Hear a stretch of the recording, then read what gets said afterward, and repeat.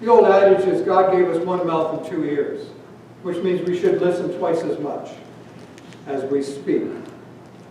And what a difference it makes when we're having a conversation with somebody and they're really open to listening to us. Doesn't that make you feel good? When you're talking about something that's really close to your heart and you're sharing and you know that person is tuning in, it makes a difference, doesn't it? It's the same thing when we're looking at the Bible. If we have an open mind and an open attitude when we're reading the Bible, it makes a tremendous difference. That's what James was talking about. And I'm going to look a little bit again at the book of John, and we're going to see this contrasting open attitude, open mind, and a closed attitude and a closed mind.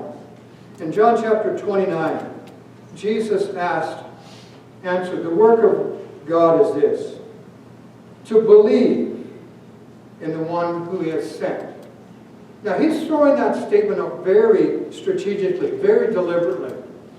You see, Jesus has just done miracle after miracle, and he's been sharing about God and about the kingdom of God, and he's been telling them about love and the commands of God.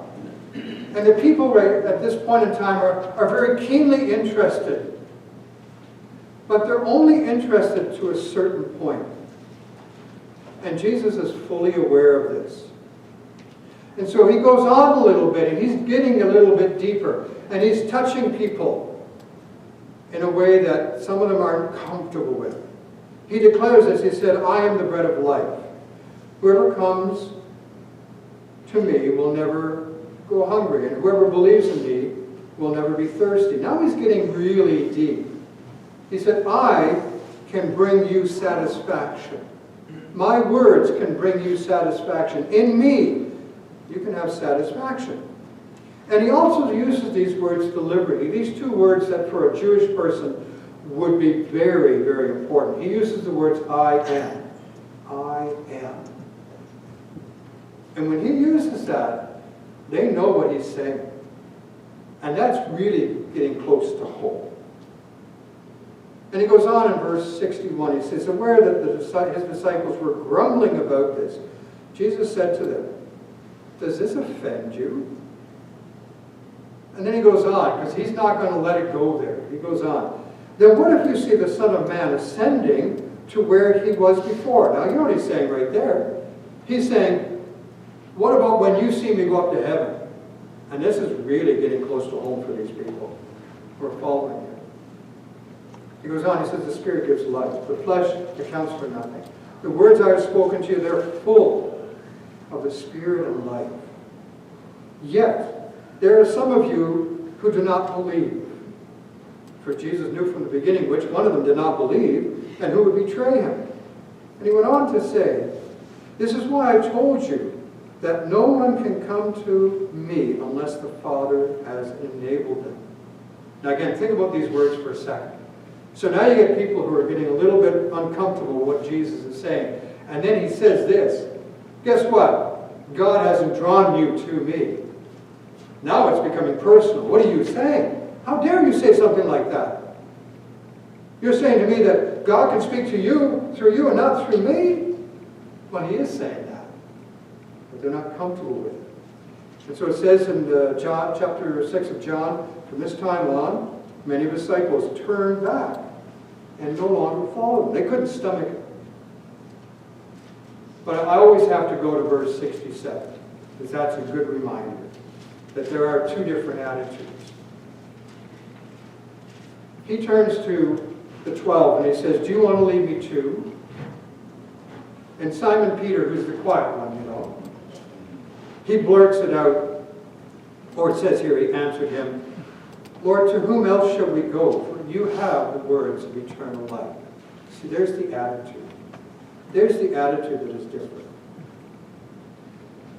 Chrysostom. Now I had to work on that name there. You might not know him, but he was a saint of Smyrna back in the early 1900s. And I like what he said. Listen to this. He said, people are nailed to the things of this life. Did you get the intensity of that? They're nailed to the things of this life. Many people, many of us are afraid to look beyond what we perceive to be the limits of our life. We set up this model, this idea in our mind, and we say, this is life, this is reality, and we don't feel comfortable moving past that. And so when something else comes along, well, we dismiss it. See, people read about Jesus, and they read the words in the Bible, and some people look at it and go, well, you know what, certain things I can accept because it fits within the context that I have developed of what this world is all about. And then the rest of it, no, I can't accept that. Because it goes beyond their idea of societal norms. They're nailed to their own concept of reality, and they won't look past it. I was reading a little bit about Napoleon. Napoleon was a visionary. Whether you agreed with what he did or not, it doesn't matter. He was a visionary. He was a leader. He could see things that other people couldn't see. He could see potential and possibility. And here's an example of the difference between Napoleon and many other people. Napoleon was walking with a friend through his palace. And it was in the evening, and they came to a window. And they were staring out the window. And Napoleon said to his friend, he said, you see those stars up there? And the stars were nothing but pinpoints in the sky, very dim. And his friend is looking and looking. He goes, no, I can't see anything. And Napoleon looked at him and said, that's the difference between you and me. That's the difference between you and me. See, Jesus was doing things that nobody else had ever done. He was healing the sick. He was, making the blind to see.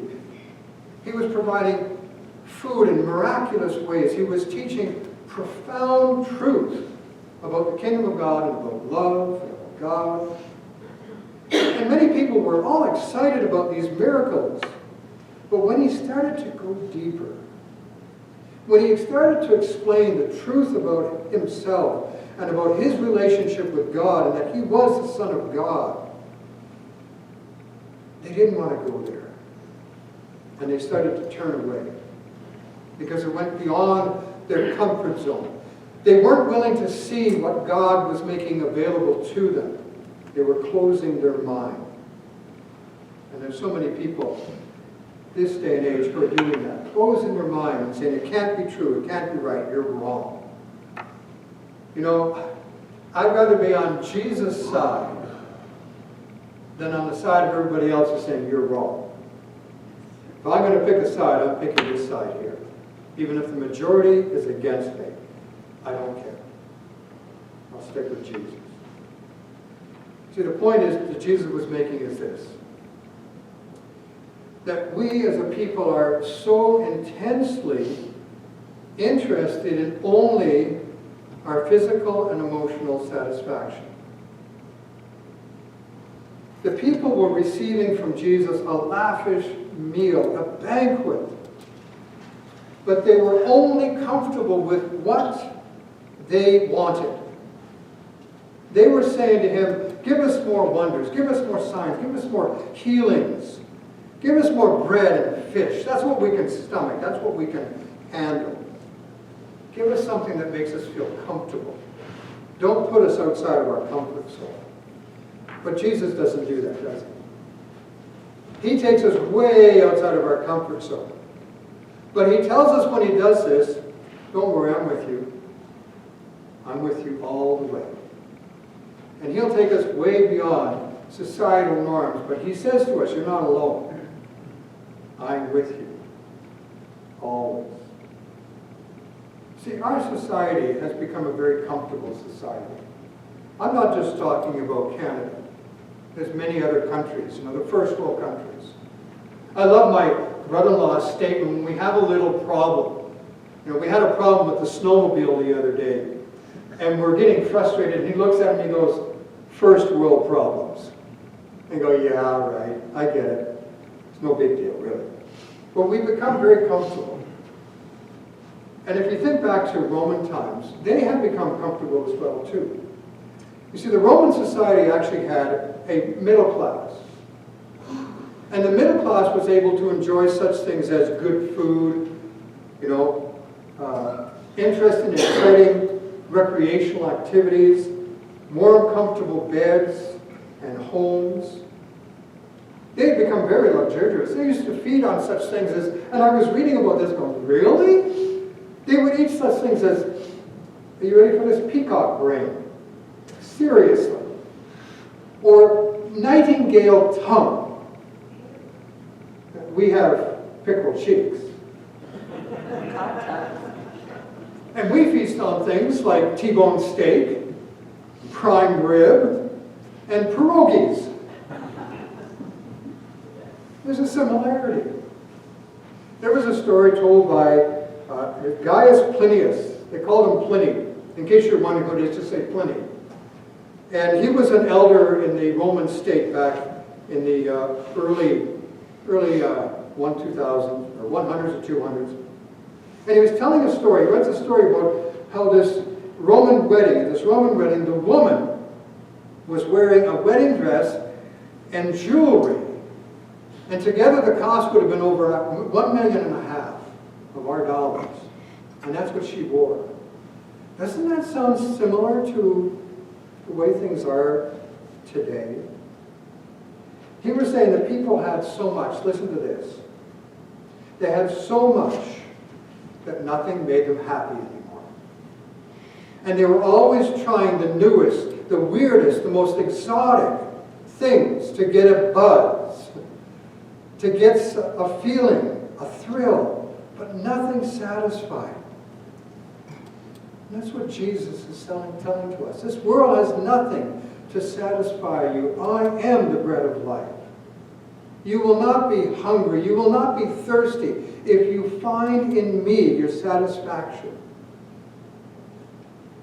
Long ago, the prophet Isaiah asked this question. He said, why do you spend your money for what isn't bread, and your labor for what does not satisfy? He's asking the same question centuries before that is a reality for us to think about today. And Paul stated this in 1 Corinthians chapter 2. He said, but the natural man does not receive the things of the Spirit of God. They are foolishness to him, nor can he know them, because they are spiritually discerned. Again, are we willing to allow God to give us the ability to tune in and see the things that we really need to see? What he's saying is that there's two kinds of hunger.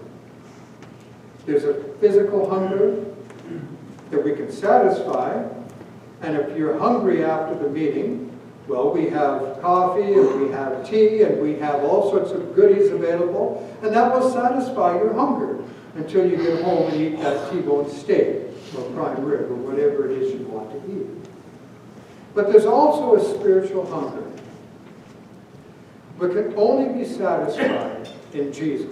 Period. That's it, bottom line. And everybody has it because we were created by God, and we were created by God to know Him. And He put that hunger in us.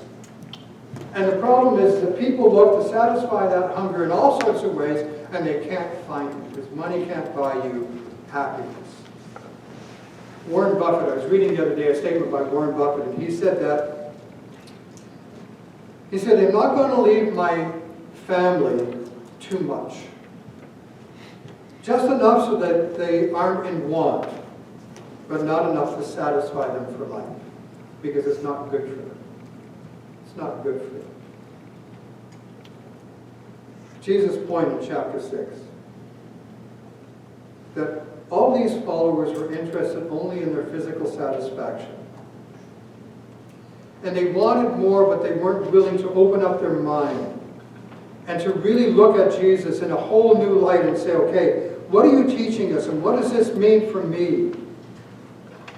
You see, Jesus is the only one who can satisfy the human heart and soul. But we have to be willing to open up our minds and let Him really speak to us. In verse 68 of John chapter 6, Simon Peter answered Him, Lord, to whom else shall we go? You have the words of eternal life. We have come to believe and to know that you are the Holy One of God. We've come to believe and to know. Again, part of the problem that people have is, well, I don't understand it. I don't understand it. I can't understand God. I don't understand what he's trying to convey to me. Let me ask you this question. Is there anybody here who can understand God completely? Is there anyone here who understands themselves completely? Do you understand yourself completely?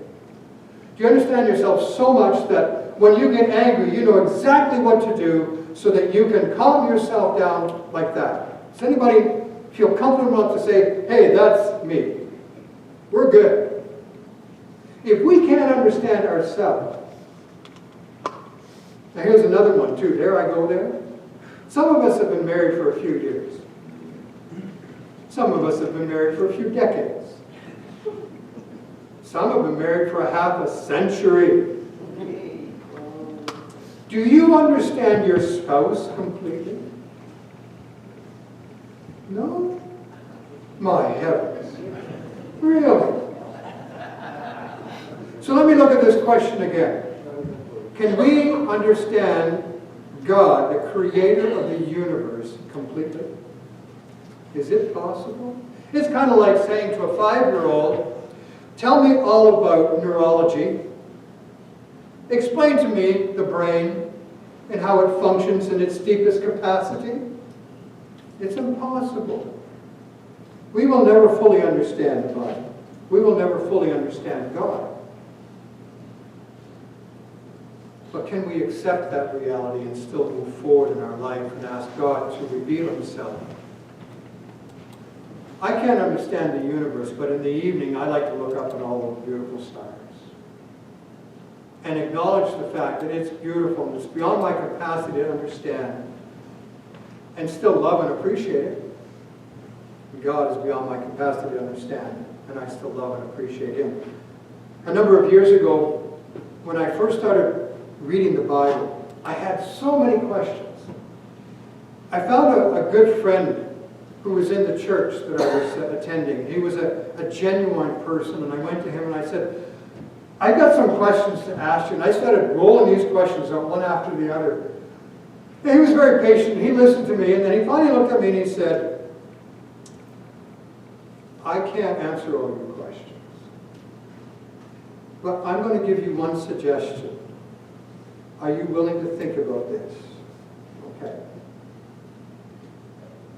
He said, I can't answer all of your questions, but I suggest that you take Jesus at his word and that you have faith and be patient. Now, I will honestly tell you at that time, that is not what I wanted to hear. I wanted answers to the questions. But now I can tell you, 46 years later, I still have a lot of questions. And I still don't have all of the answers. But I am certain of this one thing. With all of my heart, I am certain that Jesus is the real thing. That Jesus is exactly who he claims to be. And that Jesus can be trusted with all my heart and all of my soul and my mind and my strength. He can be believed. And I've come to realize that I will not understand everything. And that's okay. You know, Paul put it this way here in 1 Corinthians chapter 13. You know, the love chapter. I love going over that. But in verse 12 he said this. He said, now we see only a reflection as in a mirror. Then we shall see face to face. Now I know in part. Then I shall know fully, even as I'm fully known. That's my reality. I can't know here and now. And when Paul uses this analogy, he's talking about a mirror. When we think of a mirror, we can look in the mirror and we can see all the finer details that we never wanted to see about ourselves. But when you looked in a mirror back centuries ago, you looked in a piece of polished metal. And you saw very dimly. Maybe you could see the part in your hair. And for some of us guys, maybe you could see that the part was disappearing or widening. But you saw very dimly. And that's what he's saying. We don't understand fully now, but we're going to understand and we're going to fully understand one day. And then we go back to, let's go back to the words of James, where he says, therefore get rid of all moral filth and the evil that is so prevalent, and humbly accept the word planted in you. It's all about our attitude, our willingness to be open. He says, which can save you? Do not merely listen to the word and so deceive yourselves, but do what it says.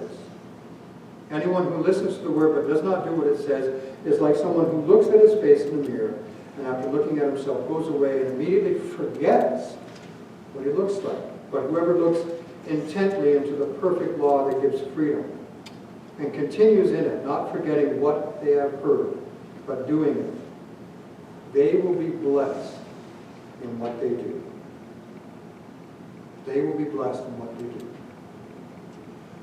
So what we're talking about here is listen to what the Bible has to say. Listen to what God has to say. And to be willing to follow those instructions. To be willing to follow the moral and ethical laws that Jesus and the Bible provides for us. In Romans, Paul said that Christ is the culmination of the law. And then we saw how in Mark chapter 12, verse 20 to 30 to 31, how Jesus took the law and he summarized it all. And I love the way he summarized it. Love the Lord your God with all your heart and all your soul and all your mind and all your strength. That's the first one. And then the second is this, love your neighbor as yourself. And then he adds, there is no commandment greater than these. And here's the truth. When we make that decision, we make that choice to follow the instructions of God. And I put it nicely, the instructions. Because guys, you know, we know what instructions mean for us, right? I opened up something the other day I got from Amazon. I was really excited about it. I couldn't wait to use it. Put the instructions aside, with the box aside, hooked it all up. 3 weeks later, it's not working. I can't find the instructions. Exactly. Now I'm lost. I don't know how to make this thing work. Instructions are very important to us. But we're not just talking about simple instructions. We're talking about laws, commands. When we're willing to follow the laws and the commands that are given by God, it gives us freedom. We are free. Now that sounds like an oxymoron in a sense. How can I be free when I'm following the law? But we're talking about the laws that Jesus has given us. And here's a few statements here from some people in the past. Philo of Alexandria, he was a Jewish philosopher around the turn of the century. He said, all who are under the domination of their own anger or desires or any other passion, okay, so that's pretty broad, isn't it? We're all included in that. This is what he says, are altogether slaves. But all who live with the law are free. You hear that? Seneca, 4th century Stoic philosopher, he said, to obey God is freedom. Do you hear that? To obey God is freedom. Let me give you an example. If people in our society would just follow a few simple laws that have been given to us by God, we would be free. I'm going to give you this example. So in the 10 Commandments, if people all agree, I will not kill, I will not steal, I will not covet, just these 3, we would all be freer, wouldn't we? You could go out in Central Park in the middle of the night, and you could walk safely, you could walk freely through Central Park in New York City in the middle of the night. You'd be free to do that, because you wouldn't have to think about somebody's out to get me, because everybody's agreed not to kill, not to steal, not to covet. You could leave your house door open. You're driving down the road. I know nobody does this. You're driving down the road. Oh, I left the door unlocked.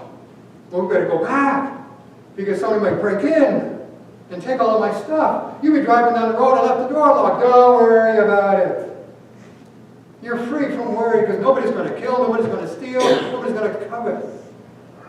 You get the point? By following the laws of God, we are free. Jesus' word, the Bible, can be trusted. And we all benefit when we, with an open mind and a simple faith, read them and put them into practice. Let me share you a few more things, the instructions from James. Verse 5, he says, the man who looks intently into the perfect law. And in that he uses the word, and the Greek word, which we interpret look. And the Greek word literally means to stoop down and to gaze in. Like when Peter was running towards the tomb to see if Jesus was not there anymore. And they use the same word, and they describe it as him stooping down and gazing in. He's investigating. He is looking for himself to make sure that, oh, this is real. He said, you got to stoop down. You got to investigate. Check it out. Then James tells us to read it carefully. And pay attention to everything that we're reading. It's kind of like this. I like reading mystery novels. And I read them very carefully. It takes me a while to read a mystery novel. And I have so much pleasure finding out who did it before I get to the end of the book. You know what I mean? It's like, I got it all figured out because I've been reading everything carefully. I hate it when I get to the end of the book and I'm like, what? I missed a clue. I have to go back and find it. He says, read it carefully. Then he says, remember the details. Remember the details. Now, I'm going to speak to only a few of you here because I know there's probably only one or two people who look at me and say, I can't remember anything word for word. Remember the details. Remember the important things. I have study books over the years, studying different topics, and I can open these books and I can find how I underline, highlight, circle words, written notations beside it. I have an old Bible. And one of these days when I get to that particular box that it's in, because we just moved a little while ago. And the thing I learned about moving, Blair, is this. We label every box, and then we put them one on top of the other. You get the point? Yeah. I have no idea what's in any one of these boxes. Next time I move, I hope it doesn't come for a long time, I'm going to label them all around. And I can't find the box with my little old Bible in it. And that little old Bible has been underlined and highlighted, and words have been circled, and I've written all over it. You see, that's what he's talking about. He said, remember the important details. And what I find is, when I read something and I rephrase it, it clicks in my mind. And I remember it. Then he says, ask questions. Don't be afraid to ask questions. Have you ever noticed one of the basic characteristics of young people is they ask questions? Isn't that true? You see, life is an experience for them. Life is a whole new experience, and they're asking all sorts of questions. I sat with this one young child, and in a matter of 5 minutes, he asked me 50 times, why? And on one hand, I'm so excited because he is interested in it. On the other hand, I'm going, oh my heavens. And I finally turned to him and I said the answer that nobody should ever say, because. So it is. But here's the thing. If you want to stay young, don't stop asking questions. You want to stay young, don't stop learning. Be excited about what you can learn. We as adults, we stop asking questions. Why is it that we stop? Here's a few thoughts around that. I was looking at, why do we stop asking questions? Here's a few thoughts. We assume we know enough of the main things, or enough of what we want to know. And so the rest of it, it's not important. And we stop asking questions. We're willing to dismiss other ideas as being unimportant, radical, whatever. But we don't want to ask questions. Or possibly we don't ask questions because we don't want other people to think that we don't know. Have you ever done that in a conversation? They're talking about something, you go, oh yeah, really? Yes. I have no idea, is what you should say. But we don't want to say that because we're afraid. There is nothing wrong with coming up and somebody saying something, go, I have no idea what you're talking about. I am completely lost, and I would like you to explain that to me. And you would make them happy, and you would be bored for the next 15 minutes, but you would learn something. Stay young by asking questions. Albert Einstein stated this: the important thing is not to stop asking questions, because curiosity has its own reason for existing. We have a friend who sadly has been described as, and I'm very serious about this too, the most uninterested person. Did you hear that? The most uninterested person. They're not interested. Would you like to? No, it's okay, I don't. Would you like to? No, we're good. But what happened to our dear friend was that their mind started to go, because they were completely uninterested in the world around them, and now their mind is very, very narrow. It's sad. Curiosity will open us up to depths of understanding, and it will increase our faith. And then, finally, some of you are saying, okay, does he get there? I'm telling him, give me a heads up. James says, put your heart in it. In Psalm chapter 119, verse 11, I read it earlier on, it says, your word have I hidden in my heart, that I might not sin against you. Put your heart into reading the Bible.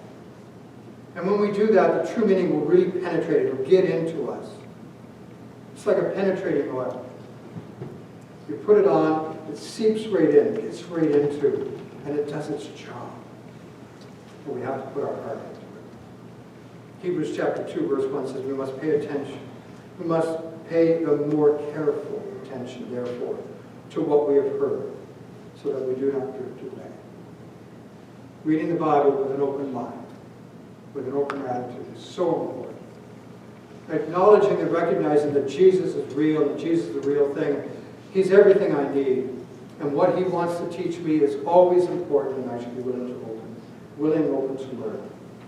Here's a simple prayer that I share that we could have as we read the Bible. Lord, give us a hunger for truth. And Jesus, you alone are truth. Lord, give us a hunger for life. And Jesus alone, you are life. Lord, give us a hunger for love. And Jesus alone is a love that outlasts even death.